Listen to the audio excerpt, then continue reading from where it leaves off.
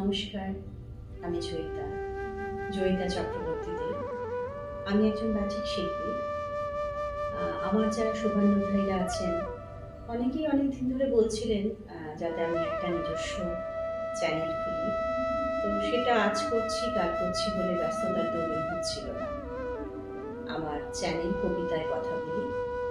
আপনাদের যদি ভালো লাগে আমাকে সাপোর্ট করবেন, সাবস্ক্রাইব করবেন। গুরুদেবকে স্মরণে মননে রেখে ব্রাহ্মণ কবিতা দিয়ে আমার পথ চলা শুরু করি। অন্ধকার বনচ্ছায়ে সরস্বতী তীরে অস্ত গেছে সন্ধ্যা সূর্য, আসিয়াছে ফিরে নিস্তব্ধ আশ্রম মাঝে ঋষি পুত্রগণ, মস্তকে সমিত ভার করিয়া পুরন বনাম তর্পদে ফিরাই এনেছে ডাকি তপবন গোষ্ঠ গৃহে স্নিগ্ধ শান্ত আখি শ্রান্ত কৌমুখের বনে পরিসমাপন সন্ধ্যা স্নান সবে মিলে রয়েছে আসন গুরু গৌতমের ঘিরি কুটির প্রাঙ্গণে হোমাগ্নি আলোকে। হে অনন্ত গগনে ধ্যানমগ্ন মহাশান্তি, নক্ষত্রমণ্ডলী সারি সারি বসে আছে স্তব্ধ কুতূহলী নিঃশব্দ শিষ্যের মতন। নিভৃত আশ্রম উঠিল চকিত হয়ে।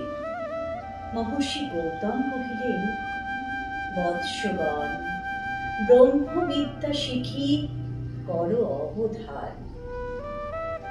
হেনকালে অর্ঘ্য বহি করকূট ভরি বসিলা প্রাঙ্গণ তলে তরুণ বালক।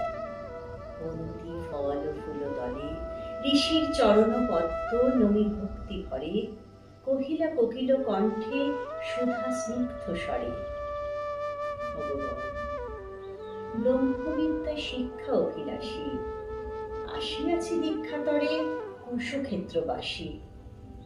সত্যকাম নাম শুনি কথা মৃদু কণ্ঠে স্মিত হাসে ব্রহ্মর্ষি কহিলা তারে স্নেহ শান্ত ভাসে। কুশল হোক সৌম্য, গোত্র কি তোমার? বৎস, শুধু ব্রাহ্মণের আছে অধিকার ব্রহ্মবিদ্যা লাভে। বালক কহিলা ধীরে, ভগবান গোত্র তব নাহি জানি, জননীর সুধায় আসিব করল, কর অনুমতি। এত কহি ঋষি পদে করিয়া প্রণতি গেরা চলি সত্যকাম ঘন অন্ধকার বনবিধি দিয়া।